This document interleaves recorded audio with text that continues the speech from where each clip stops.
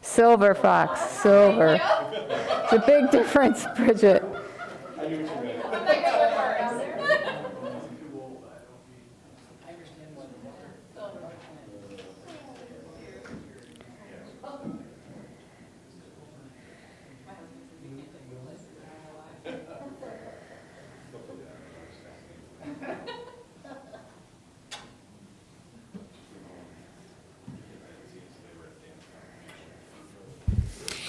All right, I know that we have a lot to go through tonight, and I have a feeling that as much as we have to go through, we'll probably only scratch the surface. So we're going to go ahead and get started with roll call. Benson. Here. Brunig. Here. Johnson. Present. Maibaum. Present. Minor. Here. Schramm. Here. Villanueva. Present. Mayor Moser. Here. City Manager Leon. Here. City Attorney Denherter. Here. All right, on the agenda for the work session tonight is a chance for the public to appear in front of the City Commission on something not on the agenda for the work session. Seeing no movement, we will go ahead and get to what the actual work session is about tonight. Commission, we will be talking about the special events, updates and thoughts and all things tied to special events. And I know when Amy and I met with the media on Friday, there was way more to even think and talk about and consider as tied to this than even I had thought about. So I do know that we have a lot to get through tonight. So I'm going to turn it over to City Manager Leon to get us going. Hey, thank you, Honorable Mayor, members of the commission. What Luke Yeomans and I hope to do this evening is to provide sort of the overview of things we'd like to have some direction on. If there is time for discussion, we'd like to hear it, answer your questions.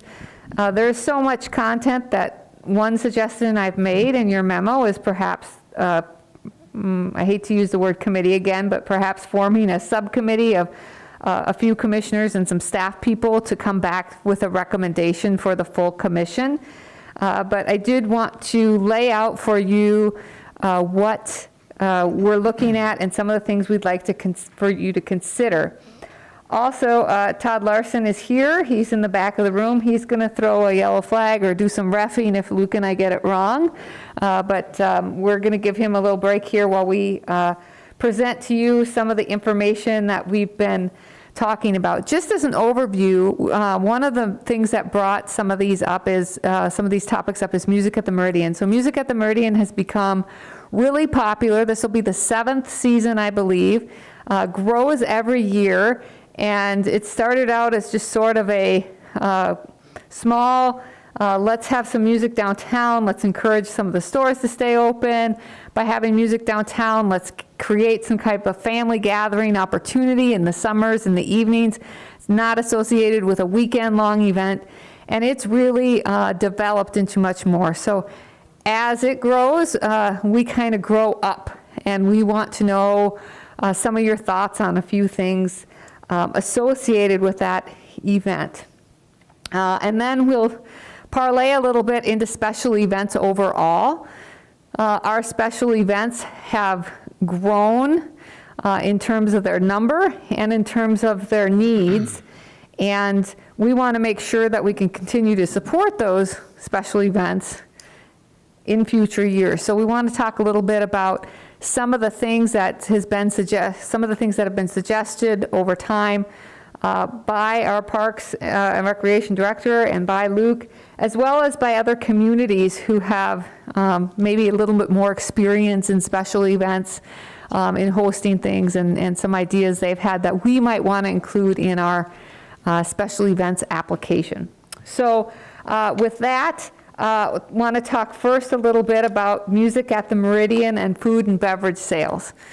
So we have had been approached by a local proprietor about becoming the exclusive beverage sales entity for Music at the Meridian. So think about the official beer of, you know, I don't know what event you go to, official beer of PBR Rodeo or official beer of, so this would be the official beer or official drink of, music at the Meridian. If that is something the commission would like to do, I think the staff would recommend that we have some type of exchange for that. That we either have a special fee or percentage of sales. Maybe that proprietor would be able to make a special beer, for example, for the Music at the Meridian series. Whatever sort of marketing ideas you might have, those are some of the things we suggest. But want to know if there's interest in that. And I don't know, Luke, if you have any information from other communities. If they do that currently, you may have to turn the mic on. I think I'm on. Okay. I think so. Yeah, in terms of communities, probably for comparison's sake, Levitt at the Falls and Sioux Falls would be probably our closest comparison of an event. Obviously, the Levitt series takes place exponentially more times than Music at the Meridian does, and is probably exponentially bigger in terms of just size and demographic of that event. But in terms of what they do, it's about as similar to what we have on a little scaled down version there. I've visited with their director a couple times in the last month here. They, just like us, went through some growing pains in their first couple years, and what does sales need to look like? They've landed on, they need to have an RFP out. They've put some provisions in place of what that RFP needs to look like so that not everybody is going to be somebody that can facilitate their needs. And so, the first item of mention of them is we don't want somebody in here that's going to fail. We don't want to put somebody in a position that they're going to fail. So obviously they look for size and staffing. And those would be considerations we want to think about too, is if we do put out an RFP in terms of what we would get for applications, we have to think about, is it somebody that would be able to provide adequate staffing for the event? Would they have personnel that would be available to work the event part-time? Non-permanent structure has been one of the conversations we've talked about in terms of, would we ask that provider to contribute funds to some type of non-permanent structure that would kind of be their housed area. Outside of that, all those things that City Manager Leon talked about in terms of, yes, we would like somebody to provide a Music at the Meridian beer. That's one of our asks, is to potentially do something along those lines. And then I think the primary talking point would be, what do we want in return? Is it for those naming? Is it a percentage of sales? Is it a flat fee?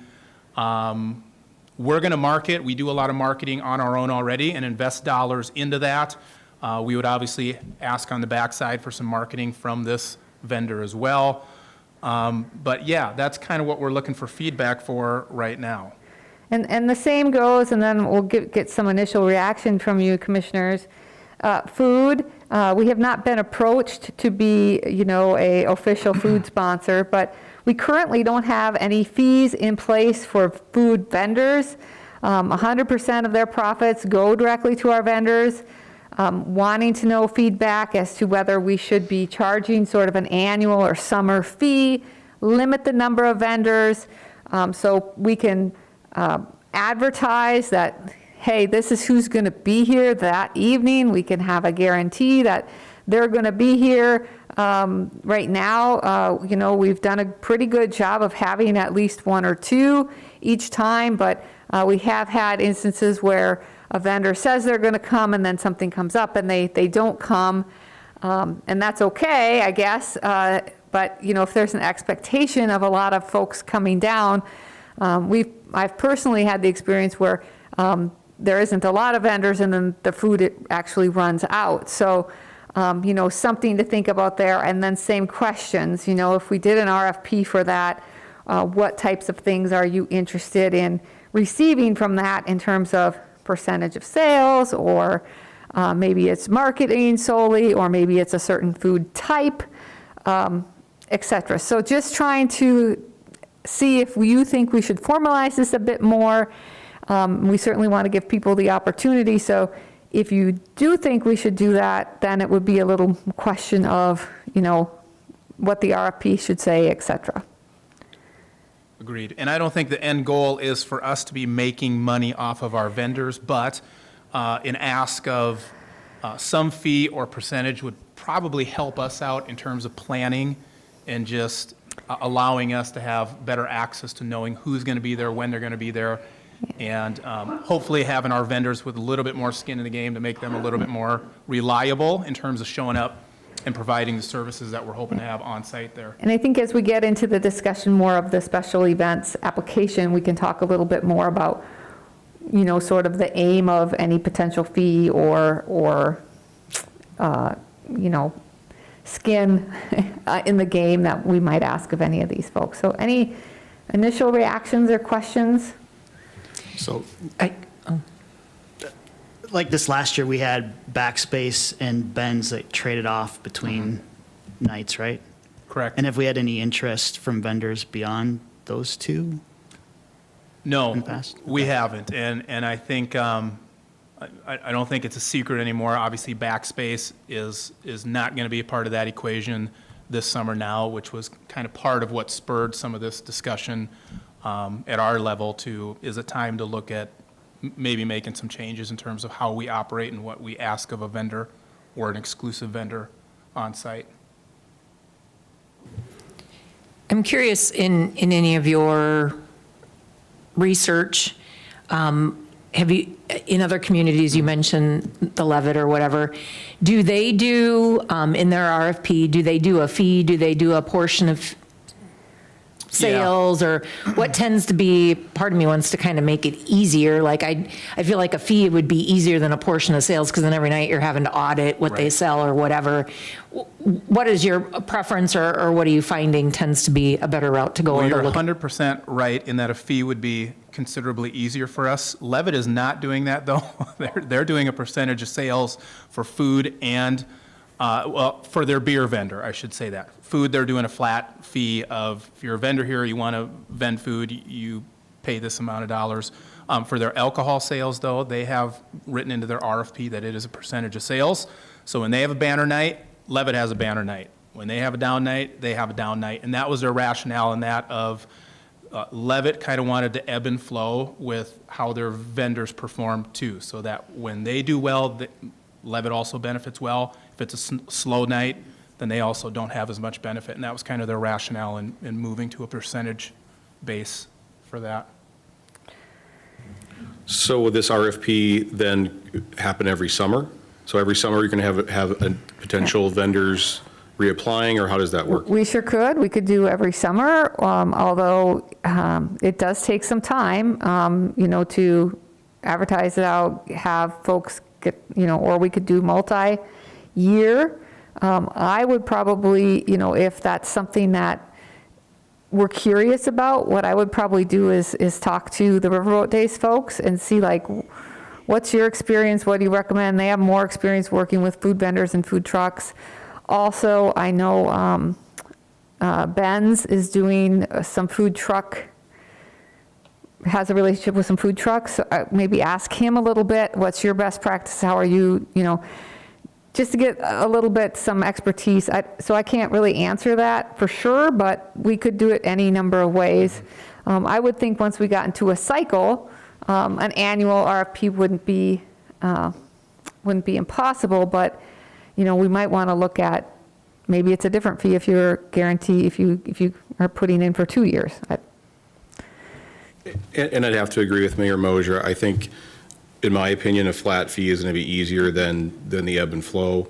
I realize that if the vendor does better, then we do better, but at the same time, I just think then you have to audit all the time and make sure that you're getting your percentage. Also, too, keep in mind, when it comes to food vendors, I don't know how this would work for the city, for us, but during Riverboat Days, for instance, the state comes down and they inspect every food vendor. So does that happen every evening that you have food vendors there, at least once, because they have to be inspected at some point, so. Any food vendor that we've had on site is on our city containment list already. So they've already obtained their licensing with Department of Health, and they've already verified with Sue O'Grady at City Hall and licensing and permitting they're kind of already on our thumbs up list of vendors. And they know that the State Department of Health can come at any time. Yeah. Even if we're okayed by them. The other thing this does is allows us the opportunity to say, no, these are our vendors. We hope that music at Meridian continues to grow and be popular. It is not a Riverboat Days festival, so we don't want to end up with a lot of vendors down there, more than the crowd can appreciate. We also have some folks that, we want to be able to say, that's not what we're looking for this type of event. It's a family event. We want to be able to do that. Yeah. Another sort of larger topic, which will include more dialogue than we'll have tonight, I'm sure, because it would really need to become a budget discussion. Some of you were on the commission and some of you weren't on the commission when we were talking about enhancements to that area we call the lawn. So if people aren't familiar with that space where music at the Meridian takes place, we call that the lawn. And I gave you 2 handouts here that Todd sent me with some just preliminary ideas. So you have an overlay of the existing space with this sketch plan that was done some years ago, that we're not married to it by any sense of the imagination. It's just a talk about a capital project. Is it time to start making those improvements? Is it time to start sort of making that space more formally an event space? I don't know what your vision is there. At the time, the commission talked about, let's get it seated when we move those big tanks. If folks remember, those oil tanks were there at one time. Those tanks were moved or removed, and we talked about seeding and irrigation, which has been done, and we've been taking care of it like a green open space. That's been popular as a green open space. I see folks using Frisbee and having fun and kids running around and just doing their own thing as kind of a passive park. It is difficult, as you know, to find shade if you are there. And July nights have been pretty hot. So that's, we won't talk about shade again that length this meeting, but those are considerations. So, is the commission interested in a future capital project that would maybe further develop this space a little bit? If you have a mobility issue, it's tough down there to navigate.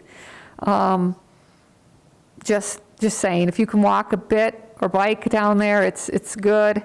And if you're able to easily sit on the ground, you're good. Carry a chair down, you're good. But some folks aren't. So just broad or visionary, is that something people see as a space we want to recreate?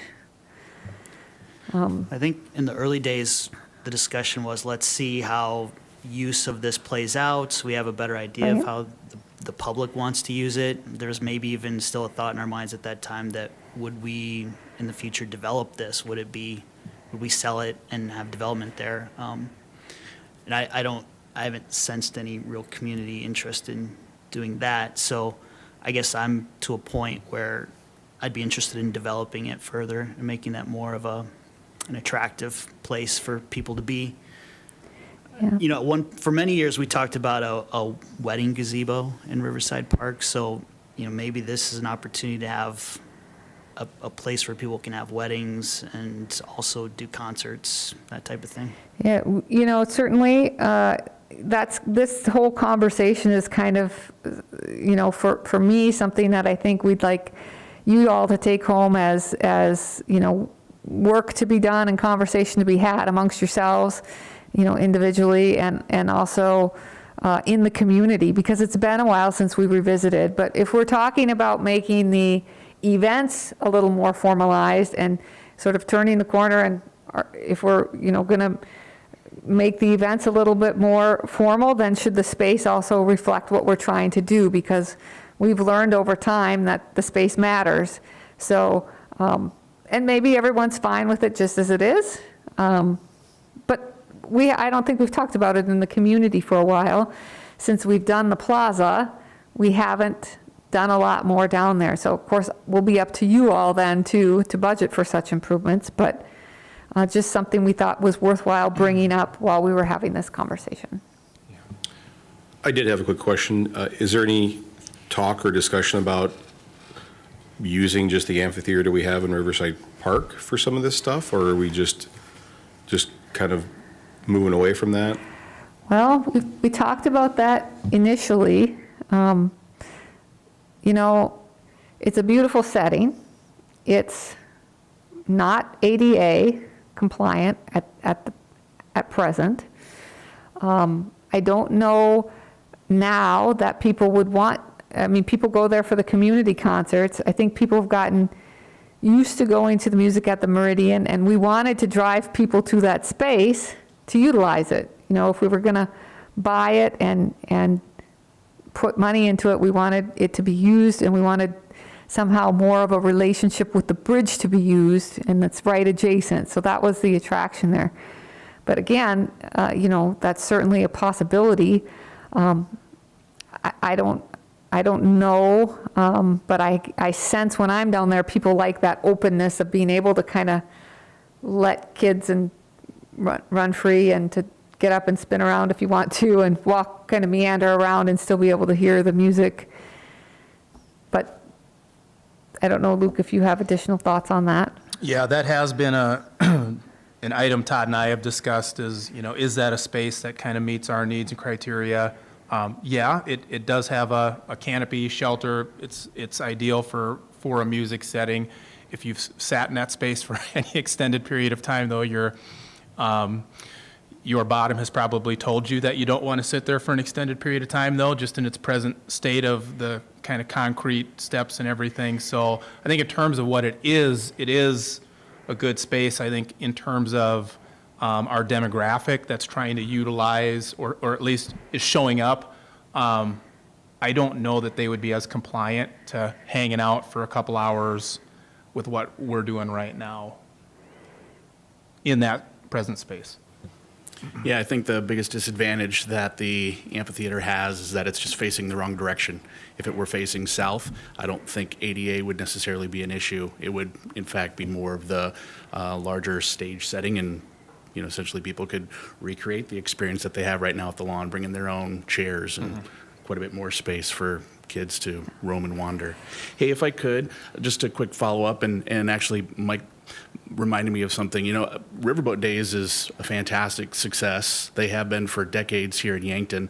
They're organized as a 501c3. You mentioned the folks and what they were able to do in Sioux Falls, so it's Levitt at the Falls, so they're also organized as a 501c3. Did that come up in conversation at all as far as maybe how that has been a benefit, or perhaps maybe there were some issues that came up because they weren't necessarily organized, you know, under the city? Did any of that come up as far as maybe how that's helped them or hurt them? No, I don't have any history or background on how the nonprofit formation of that came about. Certainly, I can dig and see if there's some validity to why they're at a 501c3 as opposed to just being a city-funded event or privately funded. That I don't know, and I don't have any history on that. But certainly, if that's something that we want to have a little background in terms of why is it set up that way. Obviously, they are a partnership with City of Sioux Falls in terms of space. Probably a lot of additional funding donated there, but certainly something I can look into if we want a little bit more explanation of why it's formed or set up that way. Looks like Todd might know something.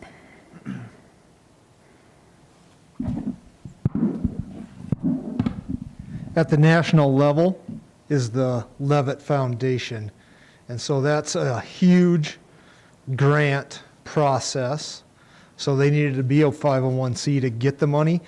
Part of getting the money, and it's a huge amount of money, you have to build infrastructure, and then you have to guarantee you're doing 50 concerts a year.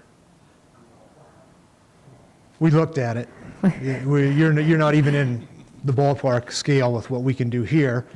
Thus, what he's talking about, we do 5 concerts. They have to do 50 concerts a year. again, I don't know exact dates. I think they start in April. They'll go to September. It's Thursday nights, Friday nights, Saturday nights, Sunday nights, just a gamut. And again, there's a lot of money involved there, and I'm assuming that's why there's the 501c3 versus getting the city involved. But we could do a little more research too, but. Another element of this is the lawn is pretty close to a residential neighborhood. Do we get complaints about noise from the neighborhood? or- Yes, occasionally, we get complaints from neighbors on not just noise. And we'll talk about that a little bit with special events. Not everyone thinks they're as special as everyone else does. So we do have to consider that it is a residential area. The music at the Meridian is an early evening event. It's not, it's appropriate music. It's a family environment. We think that it's reasonable if you're living near a park that you would experience that kind of event. So of course, when there's complaints, we talk to folks about them and we take them seriously. We did actually move one of the I call them gongs, but that's not what they are, xylophones or timpanis, or, I'm sorry, Amy, I'm not a musician. So whatever it was, we did end up moving that because of a complaint, because it was right in somebody's earshot to a residential, and over time that was becoming very troublesome. So yes, we do get complaints. I don't know that has risen to the point where we shouldn't do events. We get complaints about our downtown events too. We have residences downtown, and we are sympathetic to that or empathetic to that, although we've said it's important to have events downtown. So we've tried to kind of balance with the timing. Okay, music needs to stop at 11 or 12 or, to be reasonable. Well, if you've been there till 11 or 12, you've really been hanging out for quite a while post-concert. I'm talking about, I haven't been. I have not been there to 11 or 12. But events downtown tend to be a little bit later, but we do get complaints about that type of thing. Yeah, and I think another consideration of the space in terms of special events, just as was being touched on there, is upgrades to the space would provide us a little better handle on other special events, which we'll touch on here in a few minutes maybe. But that's definitely going to be one of the talking points. Right now, everybody has an idea of where is best suited to hold a special event. It may be beneficial for us to have a space that we can utilize a little bit better to say, hey, for an event like this, rather than closing another street, rather than putting it in front of another business, this is the space that we would ask you to utilize for fill-in-the-blank type of event. As it is right now, there are some special events that are already using it because it is just an open green space. There's electricity on site. It's not everywhere on site. We've talked about doing some upgrades to electrical there to move, at least make it a little bit more usable for vendors that might be there. But that's kind of the other consideration is, would it be beneficial for us as a city entity to be able to say, for any of these events that fit a certain criteria, this is a space we'd really encourage you to use so that we're not infringing anywhere and everywhere on a weekly basis around the city. Not that that doesn't or wouldn't be beneficial, but it might be a nice card for us to have in our back pocket as the number of events continue to just exponentially grow. And that's something we can talk about there as well. And from a safety standpoint too, if you were down there last year, you can't go to that space and not have a little bit in the back of your head of, we have barricades up, but we've got elderly folk, and not any harm of theirs, but ADA compliance. They're trying to drop people off with wheelchairs and walkers. We've got people trying to drive into that space while we've got music and people and kids on the street because I need to get her to the grass because she can't walk this distance. It always is in the back of my mind every night we were there last summer of, I'm just looking at barricades and you're just waiting and watching and hoping that something of a magnitude doesn't happen. But right now, the way that space is set up, we police it as absolute best as we can. We have every provision in place to keep it safe, but at the end of the day, it's 2 aluminum barricades that are essentially blocking off our street where we have a band and kids and patrons. It's interesting conversation because, and then I'll move on, but I just can't help myself. I expect you'll approach this conversation just like we are, coming at it from a lot of different angles, because I'm excited about this space because what it means for the bridge and tying the community to the bridge and connecting people there even closer. And it continues to be that sort of, I don't know, like, it tends to kind of be the muscles that connect the bones of downtown to the infrastructure bones of the bridge. So to me, it's a little more psychological. So I'm excited about space making here for those reasons. And I agree with the reasons Luke is bringing up and for focusing events. But I also think, like, you know, how are we, if we're building towards this real emphasis of the Meridian Bridge and its importance in the community, how do we make it important? How do we keep it relevant to new generations? And I think you do that by having people there and connecting with it and utilizing in that area. But I could keep talking about that forever.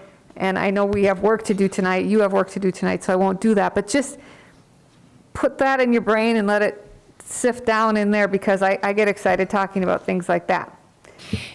One thing I was just thinking of, and I take back some of what I said, sometimes easier is not always better. If we would charge a portion of sales, could money be reserved to put towards creating a space down there? Can we earmark funds for something like that? Is that possible? I'm just throwing it out there saying, yeah, sometimes just a straight fee would be good, but if we took a portion of sales, that portion of sales that we raise, could that money be earmarked to develop a space like this? Is that possible? Even if okay. Thank you. I just was thinking of that as we were talking about wanting to develop a space, and as we're looking at limited funds and maybe what we do or don't have, I'm just curious as we're thinking about things. Not that I'm recommending it, I was just asking. Thank you. So the next topic we want to just introduce to you is thinking overall about special events and our practice there. Some years ago, we put together a special events application that's helped us out in terms of organizing internally. The fee that we have there is $25. That fee changes a little bit, gets a little higher the closer to the event. We believe, and we would like to hear what other people know, but we believe that Yankton has, in the summer months, a lot more special events and things to do in its downtown than many other communities our size, at least that the city municipality is affiliated with.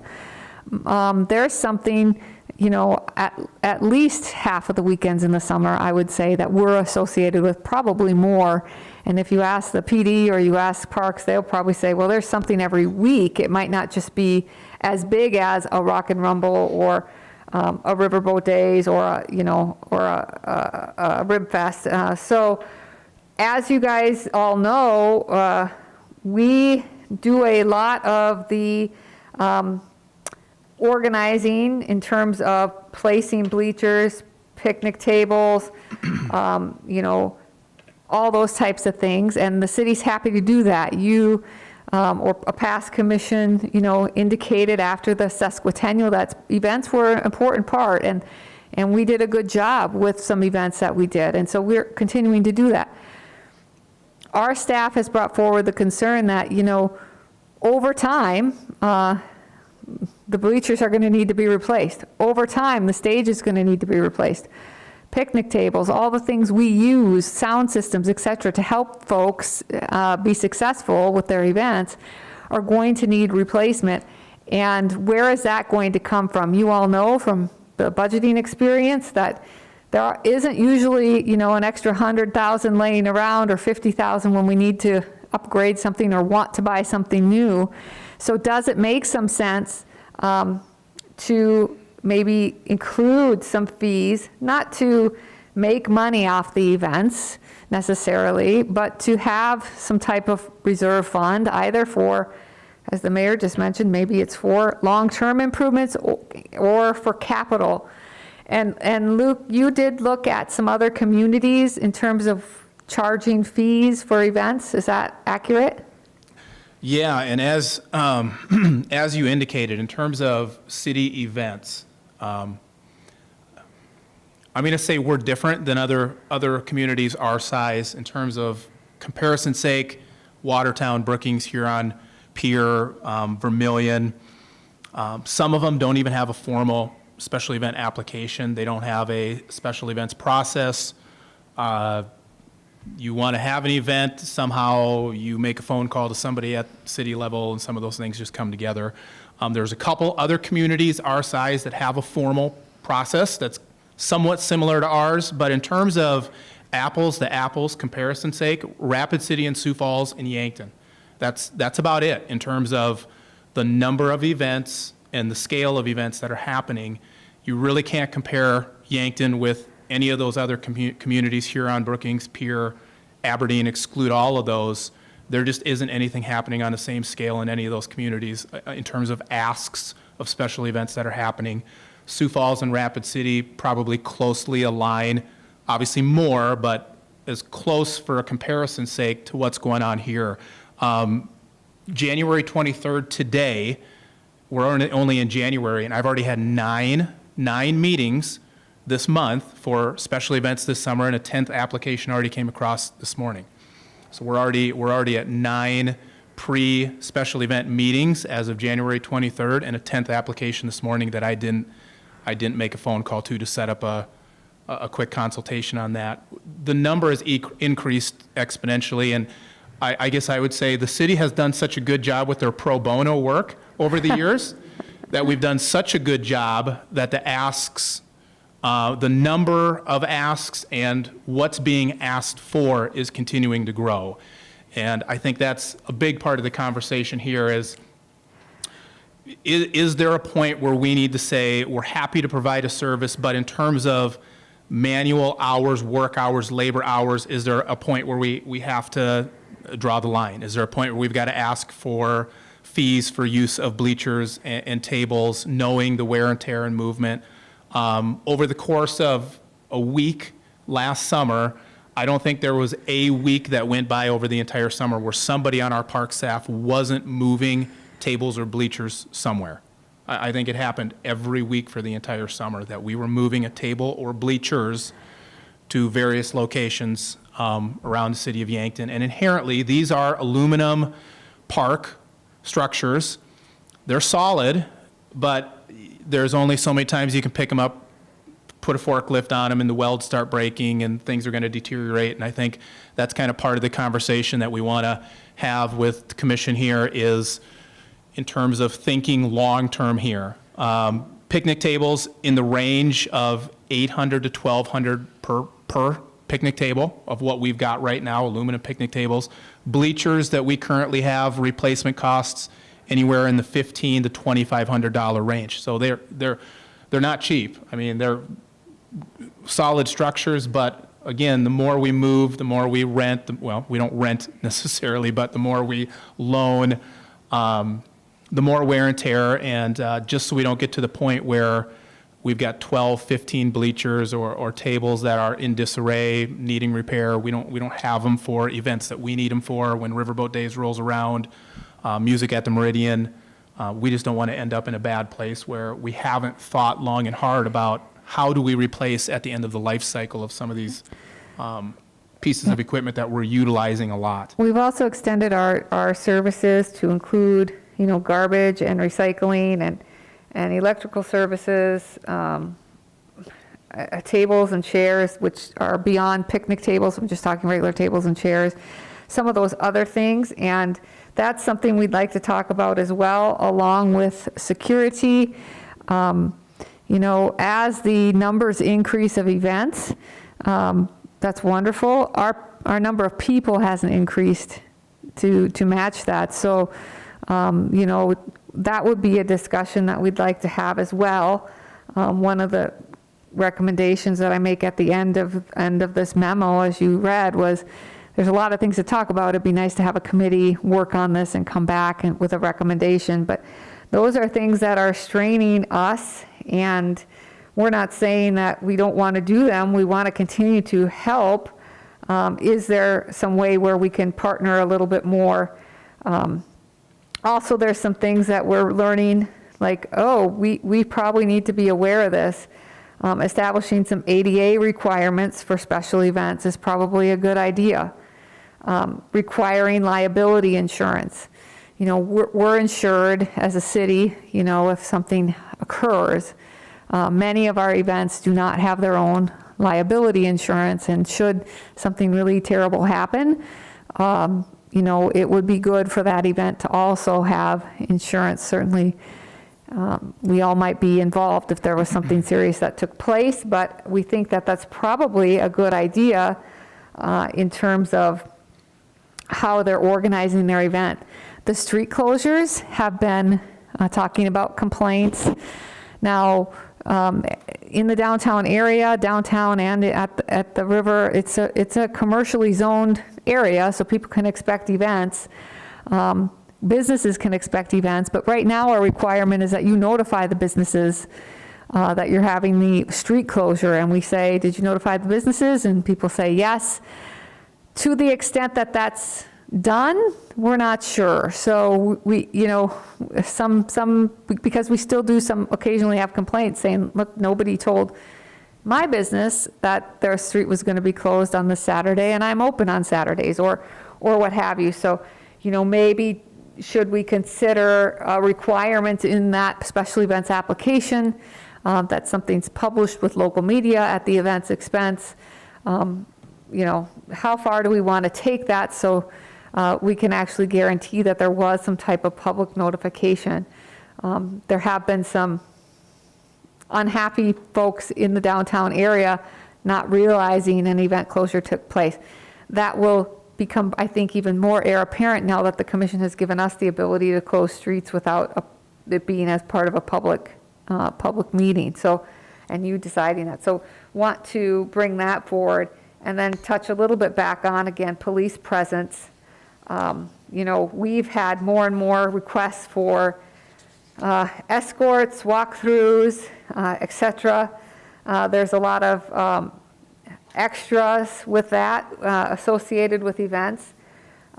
So, you know, if we're talking about making changes to the special events application, I think that we suggest that we work with Chief Foot to determine, you know, what is appropriate, and should there be some type of fee if we're going to add on staff for an evening to rove a crowd.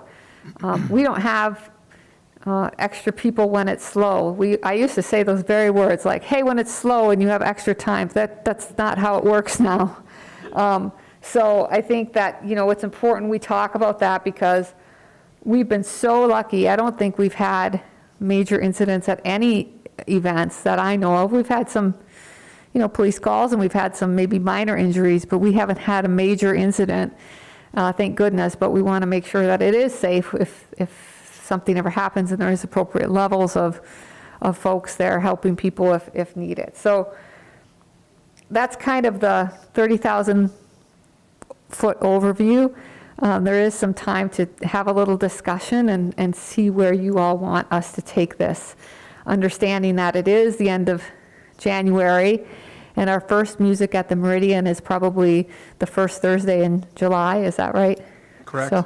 So some things might not actually happen for this summer, and we understand that, but we wanted to get the conversation going.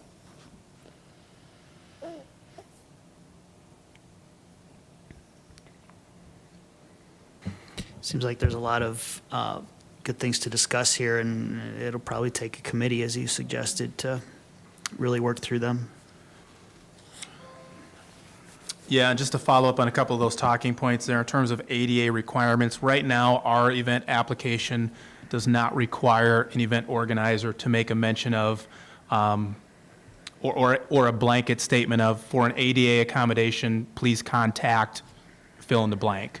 Our event organizers thus far have kind of been able to do what they want to do, but we definitely feel it's important that if we're going to hold city events, organizers are at least cognizant of the fact that we need to have some clause in there that lets people know that if an ADA accommodation needs to be made, here's where that can be directed to, and here's how that accommodation can be handled.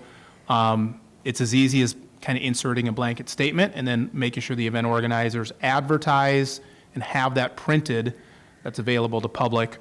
Insurance, general liability insurance, and aggregate occurrences. Right now, Rapid City, Sioux Falls still has a $1 million for anything that is happening that's going to occur on any city property in Sioux Falls.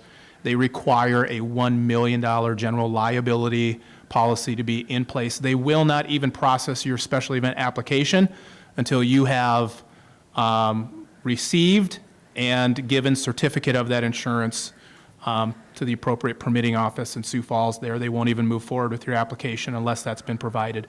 We have, I take that back. We have asked for, our previous application has asked for a liability but has made no requirement of you actually obtaining it, providing proof, or presenting that to anyone. So even though it's mentioned in an application, you know, a $1 million general liability and named the city of Yankton as an additional insured, there hasn't been an instance yet where I have seen a certificate outside of one group last summer where the wheels were already in motion that provided that actual certificate. So that we definitely, Rapid City actually increased theirs from 1 to 2 million. I don't know what transpired in the course of events out there for them to say $1 million isn't enough, but they've actually moved their city event insurance requiring all parties to now provide a $2 million general liability policy. So that's just, again, food for thought. Street notifications is touched on. Right now, our process is we don't really have one.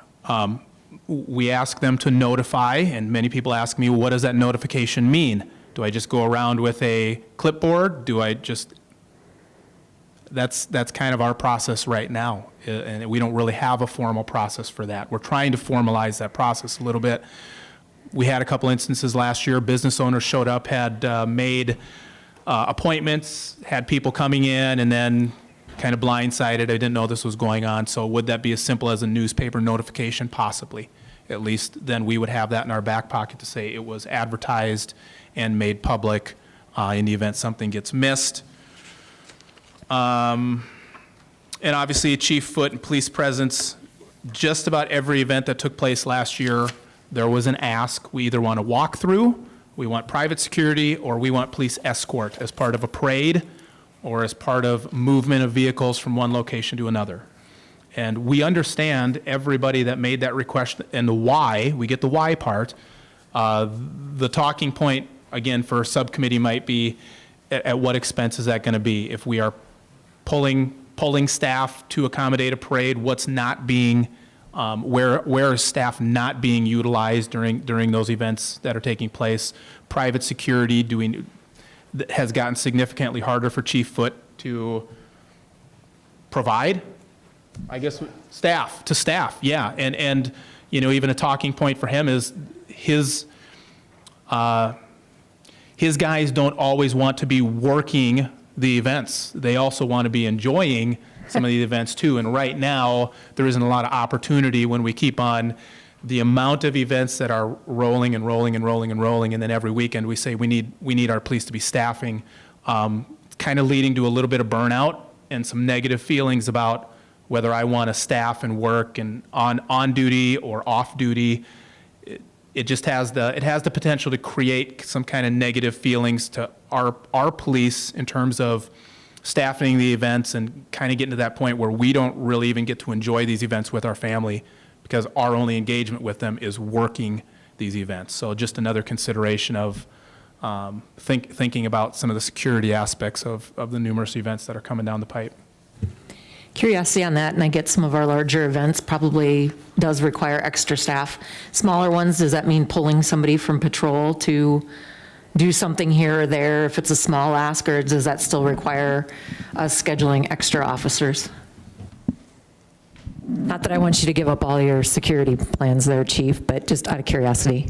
Now, the smaller ones, if we have enough people on the streets, We'll tend to do walkthroughs and stuff as time permits, or if we have a fewer calls where they have that time to do those walkthroughs, that's why we'll staff those. The bigger ones, the ones that we know might have the potential to get a little bit out of hand or have some more issues, we'll try to have those staffed and bring people in off duty.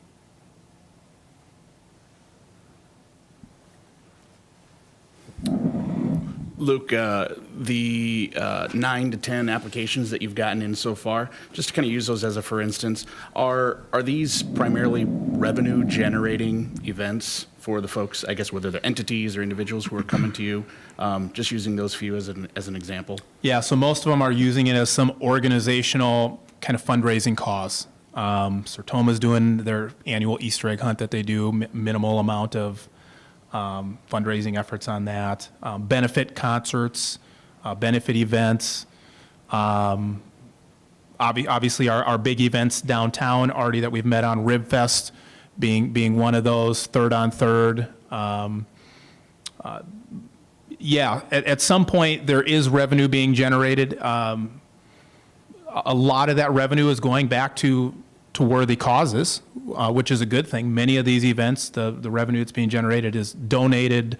I don't see any of it that's going into anybody's private pockets. I guess if that's kind of where you're wondering about the No, revenue. just curious because kind of where my head is at, it definitely seems like we're in need of changing the model a little bit, charging more for these events in a lot of different ways. I'm just wondering if there's some appetite for not necessarily charging these entities outright or telling them that before your application is approved, you have to pay so much up front. Because just doing a little bit of math in my head, it might get a little more expensive than what they're used to.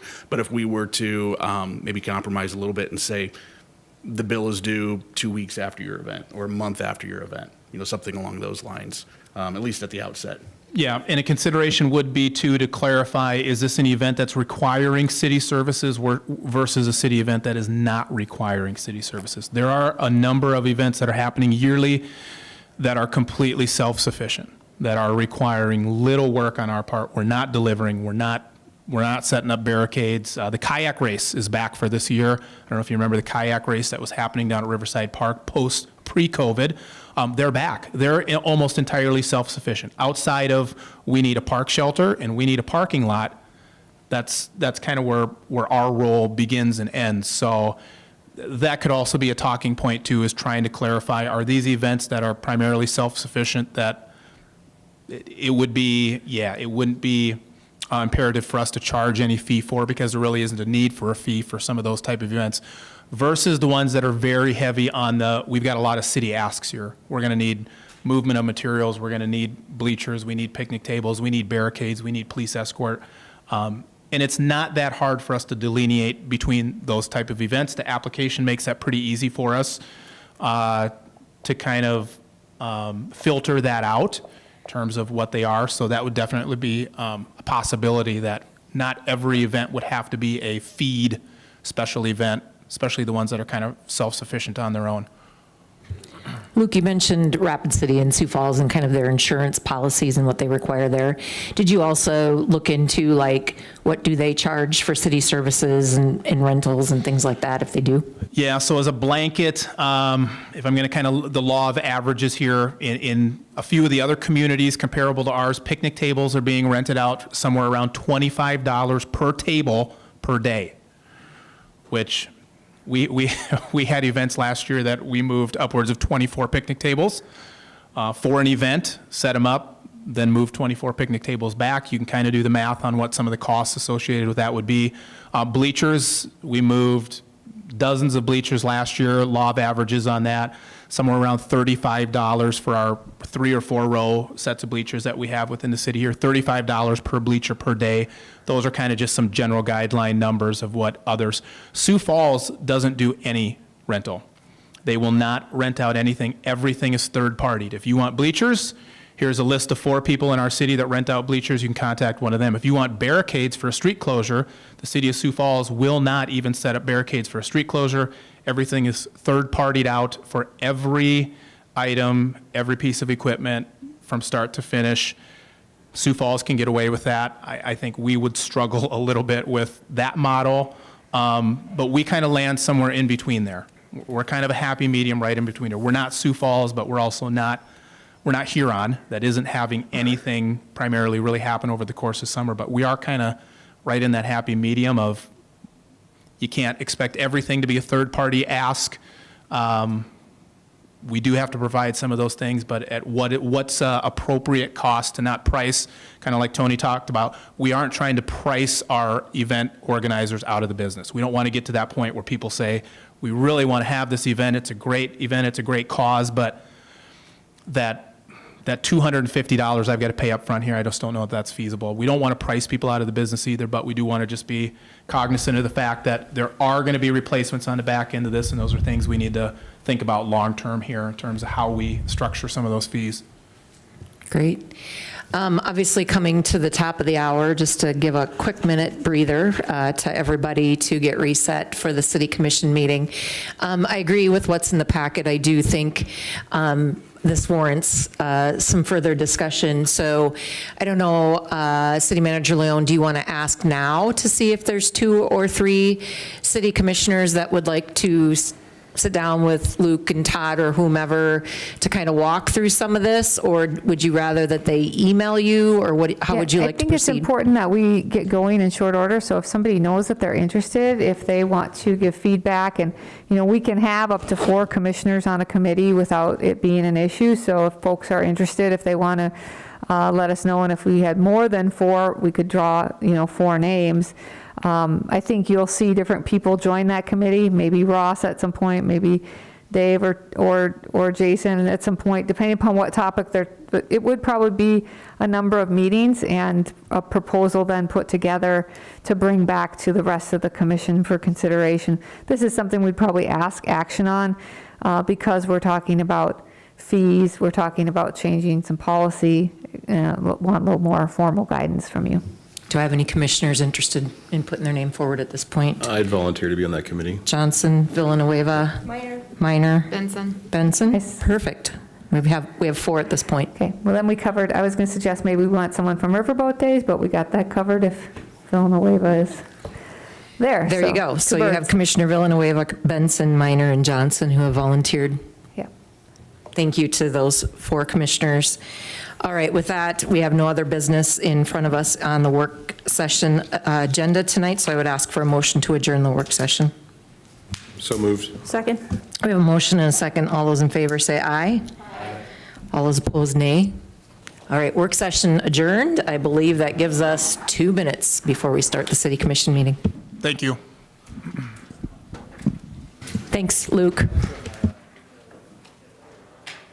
How was the black tie bingo?